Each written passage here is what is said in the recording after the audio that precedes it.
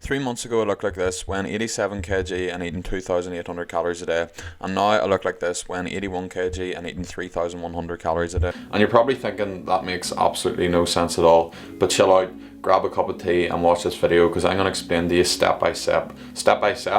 I always mess up something to do in words. I'm going to explain to you step by step exactly how I did it. As always, before we bounce into the video, see if you're looking at the subscribe button right now and it doesn't say subscribed, just do me a favour, tap it, it'll say subscribed. I'm happy, you're happy. Happy days. Let's bounce into it. Right, so what's important to know firstly is I didn't just magically increase my calories and get lighter and leaner at the same time. It's a step-by-step process, and the first step of the process was decreasing my calories. So I started off at 87 kg, 2,800 calories. I had to gradually increase till I got down to 2,100 calories. 2,100 calories to gradually strip the fat off me. And then after I got down to a level of body fat I was happy with, I used reverse dieting to gradually build my calories up while gaining minimal fat. And that's what this whole video is going to be about. It's going to be about what reverse dieting is, how you can use it, but it's important to note that if you want to lose fat, you need to eat less calories. Eating more calories is not the answer to losing fat. I'm going to explain where reverse dieting is applicable and how you can use it and how I've used it to eat more calories while being leaner. But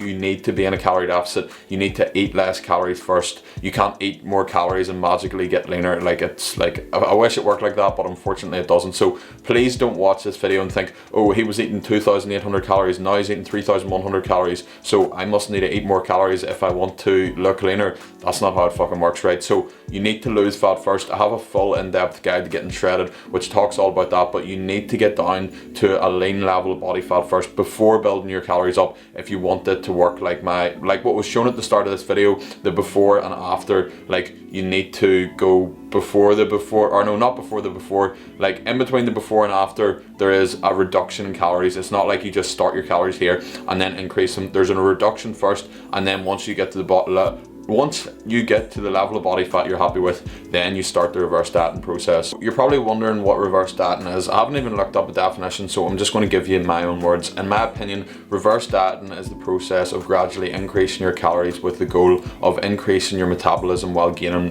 minimal body fat. Yeah, that's my definition. So you gradually increase your calories not to gain body fat, to gain minimal body fat while increasing your metabolism. Yeah, right. Yeah, I think that was a decent description of it. So I've talked about metabolic adaptation in my videos previous. So when I started off at the start of this video, when I was in 2,800 calories, and I had to cut my calories down and then had to cut them down further to get that last bit of body fat off. That is due to metabolic adaptation. As you lose weight and turn into a smaller person, you start to burn less calories, so your metabolism down regulates. Now, reverse dieting is basically using that in reverse. So instead of dieting, you're reverse dieting. So as you increase your calories and gain weight, your metabolism actually goes up. So the premise of reverse dieting is if you can gradually build your calories and metabolism up at the same rate, you can build your metabolism up without gaining lots of fat. But say if I was when I cut down to my lowest calories, it was on 2,100, I use reverse dieting to gradually build the calories up. But say if I just jumped straight up to, this is my calories here at 2,100 and this is my metabolism. Through reverse dieting, I go 2,100 up, and then metabolism goes up a wee bit, metabolism goes up a wee bit, metabolism, you get the point. But if this is my metabolism and this is the calories, and I went from 2,100 straight to 3,100, calories would go way up, metabolism would only go a wee bit up, and then all this in the middle is just fat gain. So reverse dieting is basically the step-by-step process to minimize this fat gain while increasing your metabolism. Right, so I hope that explanation sort of summed it up. I do like to keep most of my content simple, but I feel like this can be quite a complex topic and hard to get your head around. So if it didn't really make sense that much there, just keep watching and then hopefully it'll start to make a bit better sense. So reverse dieting is basically only for two groups of people. The first one would be the category that I fall into. So they get to a level of leanness that they're happy with and they want to start to gradually build their calories up. And the second one is people that still have fat to lose, but they have damaged their metabolism by cutting their calories down too low, and they need a reverse diet to gradually build their metabolism up. It's important to note that reverse dieting is isn't used in order to lose more fat. It's not used in order to get leaner. It's just used as a way to build your metabolism up without gaining loads of fat. So if you're in the boat where you need to use reverse dieting and you still have fat to lose, you need to forget about losing fat while you're reverse dieting, because that is not the goal of the reverse diet. It is simply just to raise your metabolism, and then once you raise your metabolism to a more sustainable level, then you can cut your calories down after that and actually lose fat the proper way. Saying this though, some people do lose weight when they start reverse dieting. Now this isn't because a calorie deficit is a myth or it doesn't work. This is because they're still in a calorie deficit. So in order to lose fat and be in a calorie deficit, you need to eat less calories than you burn each day. So say this is the amount of calories that you're eating and this is the amount you're burning. A typical reverse diet phase goes like this. You start to eat more and then you start to burn a little bit more. You eat more, you burn a little bit more, so you can gradually build up. But for some people who have cut their calories down extremely low, once they start to eat more, they start to burn even more than they eat. So they're still in a calorie deficit, but just by the fact that they're starting to burn more calories, and that's another way to create a calorie deficit. Like, you don't always have to eat less to create the deficit. You can sometimes just burn more. And when some people start eating more,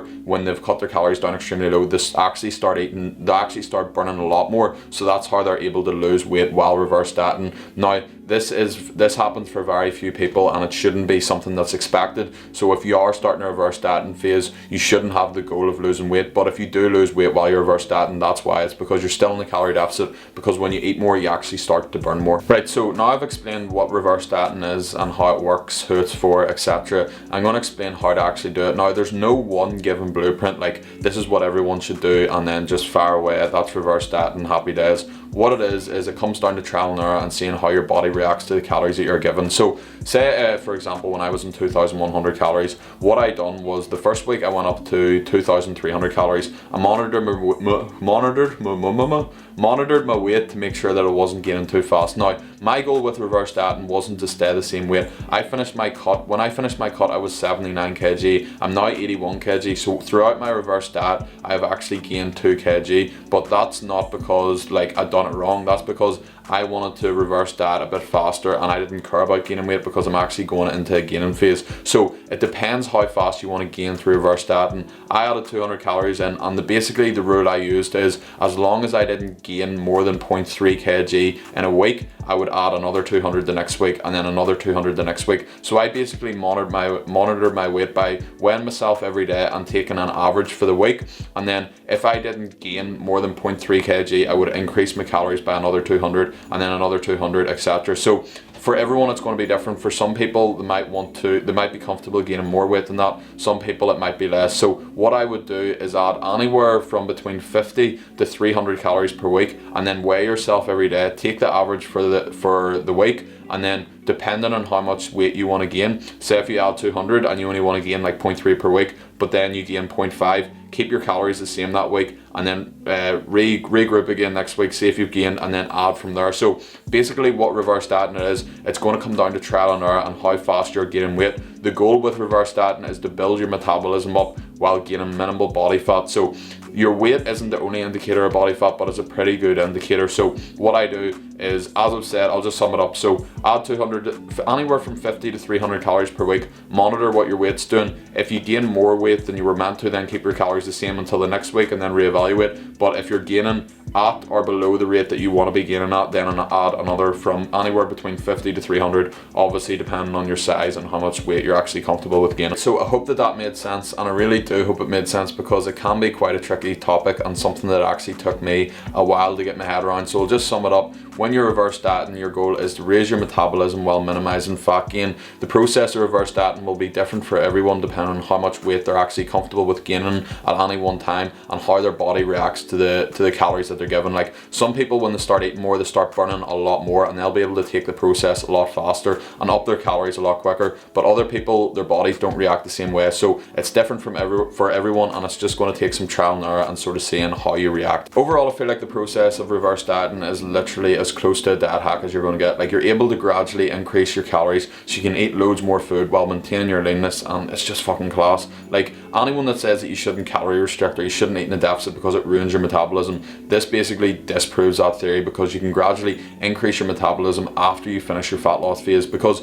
fat loss is just a phase. And I think people oftentimes, I think that doesn't even make sense either. I think people often forget the fact that fat loss is just a phase. It's not something that it lasts forever, and reverse dieting is just like, it's fucking nuts. Like, you can gradually build up your calories, eat loads of food. That's the goal for everyone, but always remember, you need to lose the fat first by eating in a calorie deficit, but after that, that's basically when the fun starts. So hopefully this video made sense. I know it was quite a tricky topic and it can be hard to get your head around, but hopefully I didn't do too bad of a job of explaining it. So if you enjoyed this video, you got something from it, make sure to hit like and comment, all that good stuff, and I'll probably